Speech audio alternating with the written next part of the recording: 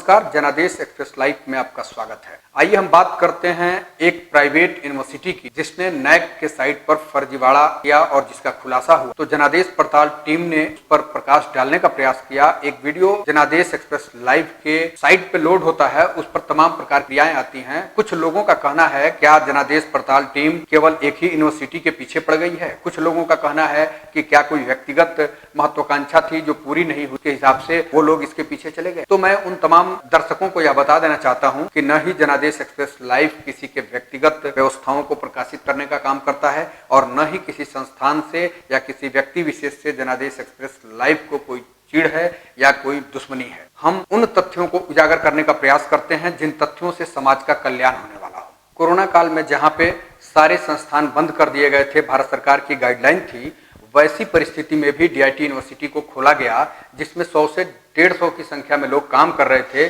जिसकी प्रथम वीडियो बनाने के बाद जनादेश टीम के द्वारा डीआईटी के चेयरमैन को भेजने का प्रयास किया गया।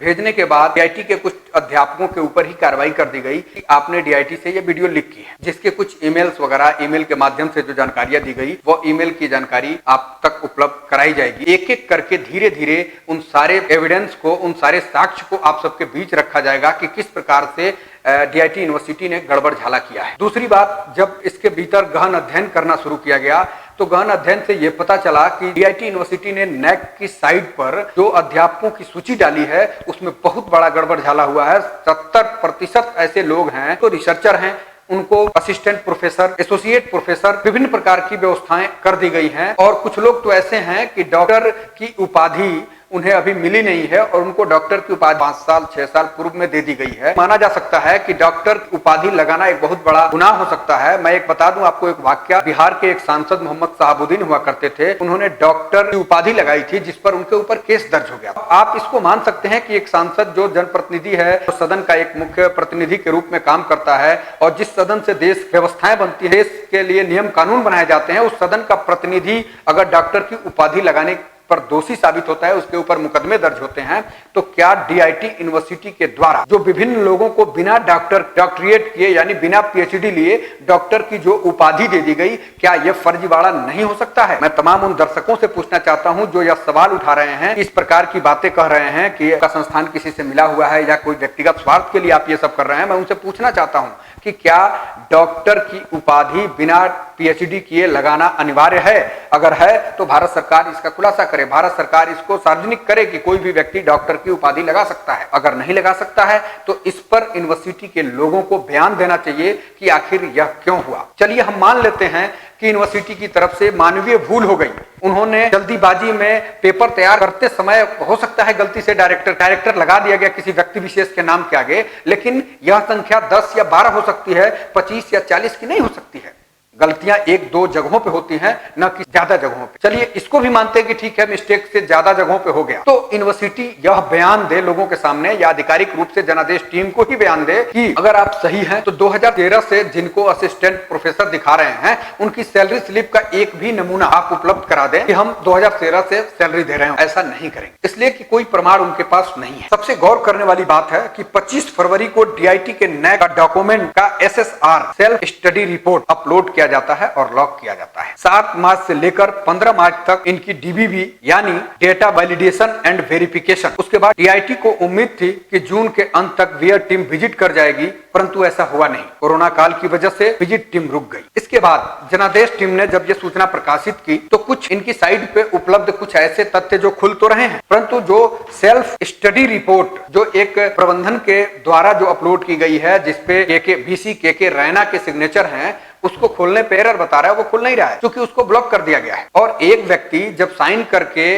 पूरे एविडेंस को डालता है उसके बाद से उसको ब्लॉक करने का क्या औचित्य? अगर डीआईटी संस्थान इतनी सही है तो उसे ब्लॉक नहीं करना चाहिए था। जनादेश टीम के द्वारा लगातार बार-बार इस पर प्रतिक्रिया लेने का प्रयास किया गया, लेकिन किसी भी व्यक्ति ने एक शब्द में इसका जवाब देना उचित नहीं समझा। हिंदुस्तान के प्रोटोकॉल में यह देखा जाता है कि किसी संस्थान या व्यक्ति विशेष या किसी राजनेता पे कोई आरोप लगता है तो मीडिया बंधु उससे पक्ष जानने का प्रयास करते हैं, तो वह कुछ ना कुछ पक्ष अपना रखता है। लेकिन यहाँ के पदाधिकारी व लोग इतने तानाशाह बने हुए हैं कि उन्हें एक बयान देना भी नागवार गुजरा। आगे हम बात करते हैं कि ऐसी स्थिति उन अध्यापकों के साथ है जिन्होंने अपनी खून पसीना इस डीआईटी संस्थान को दिया और बदले में उन्हें क्या मिला? उनका निष्कासन। 50 अध्यापकों को नोटिस पीरियड दिया गया है और उनको इस तरह से दिमागी तौर पर प्रताड़ित किया जा रहा है कि वे स्वेच्छा से त्यागपत्र देकर चले जाएं कि उन्हें ग्रेविटी जो मिलनी चाहिए, जो 3 महीने का एडवांस मिलता है और बाकी पैसा जो उसका नियम कानून है यूनिवर्सिटी का उसके आधार पर मिले, वह चाह रहे हैं कि यह देना न पड़े और ये स्वेच्छा से चले। तो अगर आप निकालते हैं तो 3 महीने का कम से कम आपको सैलरी देना होगा, नियम कहता है। फिर सवाल दूसरा उठता है कि जब बच्चों ने पूरी फीस दे दी तो शिक्षकों को पैसा देने में कोताही क्यों? एक तरफ जहां यूनिवर्सिटी के लोगों के द्वारा मुख्यमंत्री राहत कोष में 20 लाख का डोनेशन दिखाया जाता है समाज में दिखाने के लिए, दूसरी तरफ वह पैसा उन्हीं अध्यापकों के पैसे से 20%, किसी से 40% की कटौती की जाती है और उसको पूरा किया जाता है। यूनिवर्सिटी घाटे में अगर थी, कोरोना काल के पहले यह कार्य करना चाहिए था अध्यापकों का निष्कासन के, या फिर कोरोना काल तक वैसे ही निम्न स्तर तक रहती, कोरोना काल के बाद अध्यापकों का निष्कासन करती। वो उसका व्यक्तिगत मामला था, उस पर किसी भी मीडिया बंधु का हस्तक्षेप करने का कोई मतलब ही नहीं बना। दूसरी चीज, जब कोरोना काल में सब कुछ लॉकडाउन कर दिए गए थे और जहां ये प्रबंधन कहती है कि हमारे यहाँ सब कुछ बंद था, तो हम एक सवाल पूछना चाहते हैं कि अगर बंद था तो एक हॉस्टल की छात्रा कोरोना पॉजिटिव कैसे होती है? जब डीआईटी कॉलेज के हॉस्टल में एक कोरोना केस की पुष्टि हुई, इंजीनियरिंग की छात्रा राजा श्री श्रेष्ठा की प्रारंभिक कोरोना जांच होने के बाद यह जानकारी प्राप्त होती है। विश्वविद्यालय प्रशासन लगातार मामले को दबाने में लगा हुआ था। प्राप्त जानकारी के अनुसार विश्वविद्यालय प्रशासन सरकारी आदेशों की धज्जियां उड़ाकर 4 मई 2020 से ही लगातार विद्यालय को खोले जा रहा है। सामाजिक दूरी एवं कोरोना की सावधानी के नाम पर भद्दा मजाक और गैर जिम्मेदाराना व्यवहार विश्वविद्यालय प्रशासन के द्वारा अख्तियार किया जा रहा था। 14 जून 2020 को तो गैर जिम्मेदारी से एक और कदम आगे चलकर 250 फैकल्टी का ऑडिटोरियम में बुलाकर 4 घंटे तक कार्यशाला आयोजित की गई, जिसके साक्ष्य जनादेश टीम के पास मौजूद है। समस्त स्टाफ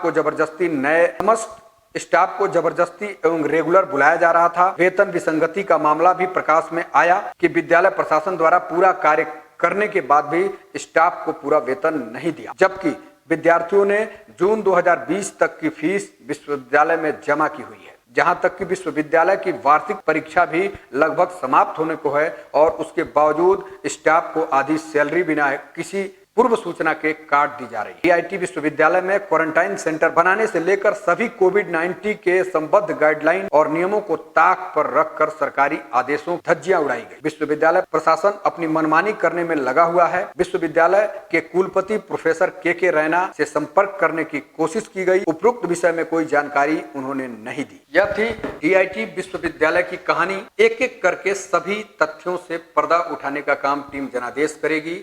कुछ ऐसे तथ्य जो डीआईटी के प्रताड़ित व्यक्ति हैं, उनकी वीडियो, उनके बयान जनादेश टीम के पास मौजूद है, जिसे एक एक करके तथ्य बाई तथ्य लोगों के सामने रखने का प्रयास किया जाएगा, जिससे यह खुल सकेगा कि डीआईटी विश्वविद्यालय में किस प्रकार का फर्जीवाड़ा हुआ है।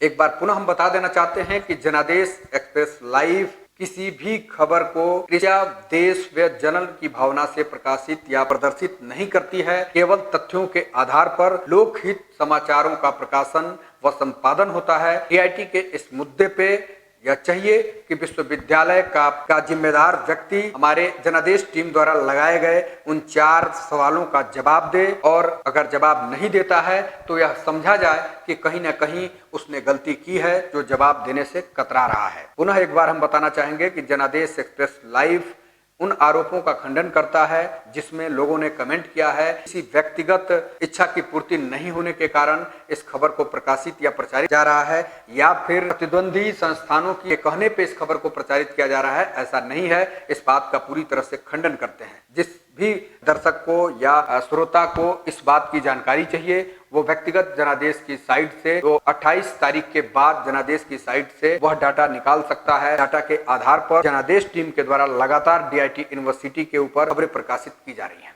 हम एक एक करके ऐसी कड़ियों को सामने लाने का प्रयास करेंगे जिसको जानने के बाद आपको लगेगा कि वास्तव में झूठ की बुनियाद पर टिकी है डीआईटी यूनिवर्सिटी। थोड़ा सा एक प्रकाश और देना चाहेंगे डीआईटी यूनिवर्सिटी के कुछ ऐसे दिग्गज प्रोफेसर या दिग्गज पदाधिकारी जिन्होंने अपना जी जान लगा करके डीआईटी की नींव रखी थी, जिन्हें कुछ चाटुकारों के द्वारा अपनी चाटुकारिता सिद्ध करने के लिए इस संस्थान से बाहर कर दिया गया, शायद उसी दिन इसके पठन पाठन और क्वालिटी की व्यवस्था में कमी आ गई। हम दर्शकों से अनुरोध करेंगे हमारे चैनल के ईमेल आईडी पे अपने प्रश्नों को भेजें, इसका जवाब आपको चैनल देगा। और जो व्यक्ति इस मुद्दे पर बैठकर बहस करना चाहते हैं, हम उन्हें भी आमंत्रित करते हैं कि आप इस मुद्दे पे बैठ करके बहस कर सकते हैं। सबसे बड़ी बात यह है कि अगर इस प्रकार का फर्जीवाड़ा उजागर होता है, इस प्रकार की घटनाएं आ रही हैं, तो हो सकता है कि कुछ ऐसी भी डिग्रियां बांट दी गई हों जिसका कोई औचित्य नहीं हो। वैसे अगर देखा जाए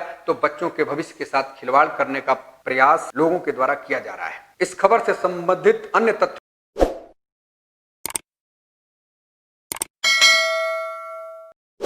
ग्राउंड जीरो की रिपोर्ट देने का प्रयास करेंगे। पल पल की खबर देखने के लिए आप बने रहें जनादेश एक्सप्रेस लाइव में। नमस्कार।